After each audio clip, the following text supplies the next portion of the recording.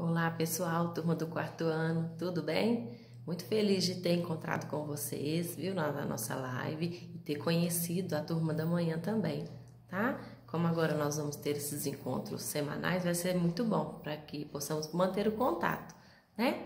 Então vamos começar com a nossa primeira aula de português da semana, corrigindo a atividade que foi da página 85 a 87. Na página 85 fala sobre estrangeirismos, né? O que é estrangeirismo?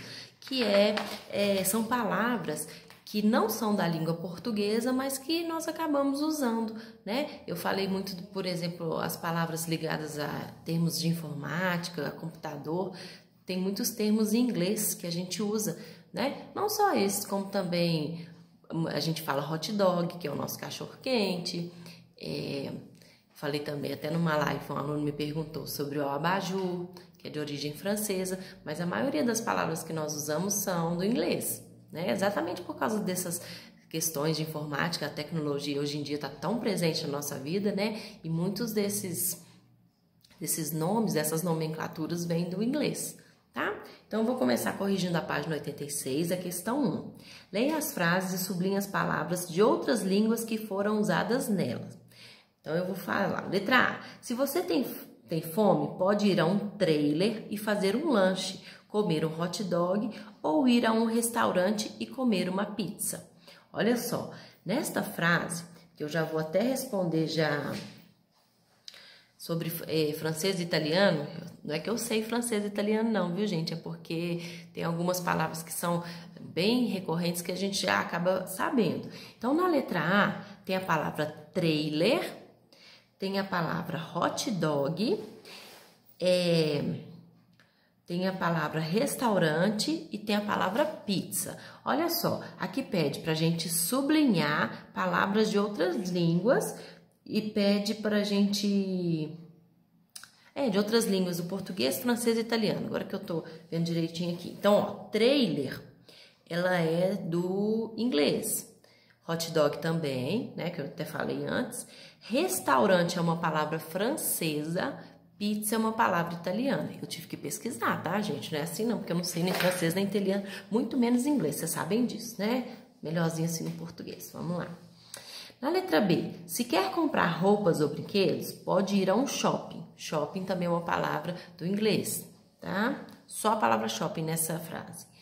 Letra C, se quer ser chique, pode comprar um abajur para a sala. Então, chique é francês, o abajur também, tá? São as palavras da letra C.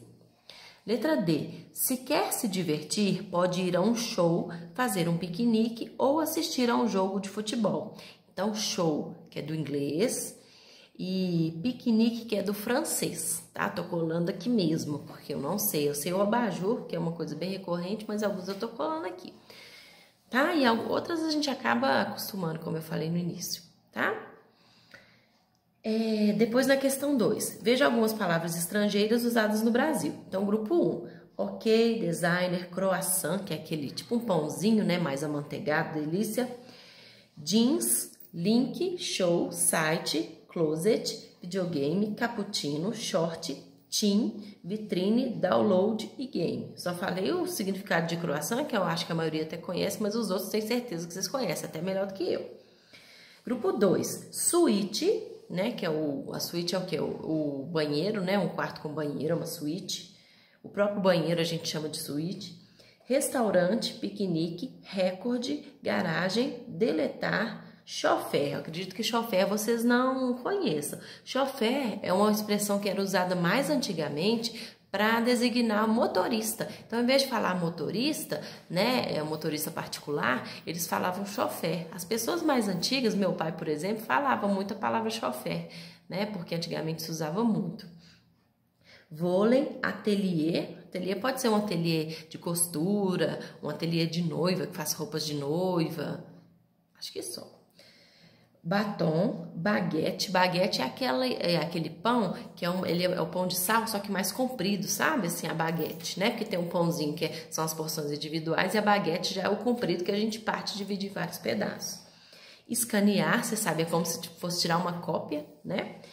E futebol, tá? Então, grupo 1, grupo 2. A pergunta: observe bem os dois grupos de palavras e responda. Qual é o grupo de palavras que já foram aportuguesadas? Quer dizer, que é uma palavra estrangeira, mas que ela é como se desse um jeitinho brasileiro, né? Que a gente passa ela, muda um pouco a escrita dela para ela ficar mais próxima da língua portuguesa. Então, quais foram aportuguesadas e qual grupo apresenta palavras que são usadas na língua da qual vieram? Então, olha só. O grupo 1 mantiveram a forma original, a forma como elas são, a maioria aqui do inglês, eu acredito, não são, acho que não são todas, mas eu não tenho certeza não, elas se escrevem assim na língua original e continuaram. Já no grupo 2, as palavras foram aportuguesadas. Eu vou dar um exemplo aqui Cadê? Do abajur? Ah, não tem aqui o abajur não, o abajur tem na letra C da questão 1. Abajur, em francês, se escreve abajour, com J-O-U-R. E no aportuguesamento, ficou abajur, para não precisava daquele U, né? A gente fala abajur, então tirou aquele O, abajour, né? Então, isso foi um aportuguesamento, que que a palavra fica mais próxima do português, tá? 3. É bem provável que você use muitas dessas palavras. Escreva 3 de origem estrangeira que você usa e não foram citadas nas atividades anteriores. Então, essa é pessoal. Vou dar um exemplo, por exemplo, não foi falado do mouse. De computador significa rato, né? Se a gente for olhar o pé da letra é rato, mas a gente usa o mouse aqui para computador. É um exemplo, mas aí vocês podem dar outros, é pessoal. Pessoalmente a gente conversa. Ou na live, né? A gente pode conversar também, que agora nós temos as lives. Então, isso é chamado de estrangeirismo, né? Como eu falei na outra aula, que são palavras de outras línguas que nós que falamos a língua portuguesa acabamos colocando no nosso vocabulário, no nosso dia a dia, tá? Agora, eu vou passar para uma matéria nova, não tão nova, né? Às vezes vocês já viram no terceiro ano, olha, que é de substantivo primitivo e derivado, que está na página 88. Vou dar uma pequena explicação, porque é uma matéria simples, tá? E aí vocês vão fazer atividade, na próxima aula nós vamos corrigir. Gente, o que é um substantivo primitivo e o que é um substantivo derivado? Vamos pensar primeiro no derivado. O que é uma coisa derivada? Por exemplo, que deriva de uma coisa. Um exemplo, o queijo, né? Não a palavra queijo, o alimento queijo. Ele é derivado do leite, porque ele é feito com leite. Tá, isso é um alimento, só para vocês entenderem um pouco. No caso do português, a palavra derivada é porque ela também vem de outra palavra. Nós temos a palavra primitiva, por exemplo, livro é uma palavra primitiva. Livraria já é derivada de livro. Então, substantivo primitivo, livro, e derivada dela, livraria, livreiro, que é o lugar de colocar os livros.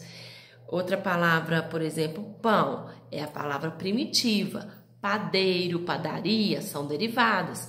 Laranja, por exemplo, né? É a palavra primitiva. Laranjeira, laranjada, alaranjado são derivados de laranja. Aí, professora, tem uma regra para eu saber? Não tem. Você vai pensar, por exemplo, assim, vê uma palavra aí, pedregulho, por exemplo. Aí você fala, peraí, a palavra pedregulho, ela vem de pedra. Então, ela é derivada porque a primitiva é pedra, né? Deixa eu ver um outro exemplo aqui do livro que tem aqui, por exemplo, fogaréu.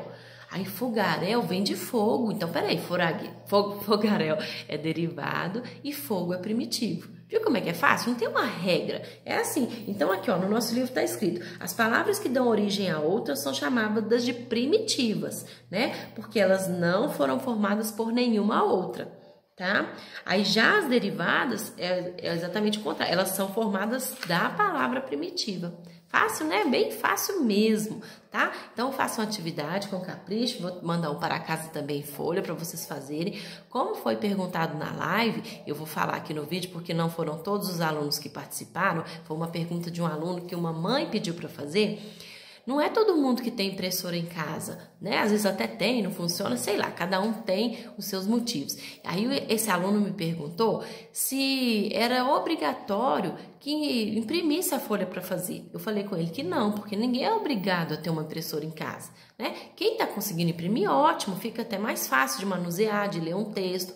Mas quem não tem, pode colocar só as respostas no caderno, tá? Então, por exemplo, se for uma interpretação de texto, você pode colocar o nome nome do texto e as questões 1, letra A, letra B, 2, no caderno, tá? Quem não conseguir imprimir. Se for o caso, igual eu vou dar uma folha hoje de primitivo e derivado, você põe o título, substantivo, primitivo e derivado, né? Para ficar mais organizado seu caderno. Questão 1, questão 2, questão 3, tá? Não tem problema nenhum. Nós estamos, né, num momento difícil para todo mundo, diferente para todo mundo, então, né, não tem como a gente obrigar o aluno a imprimir. E lembrando que a escola, se vocês solicitarem, claro, ela imprime para vocês, vocês buscam lá, tá? É outra opção também.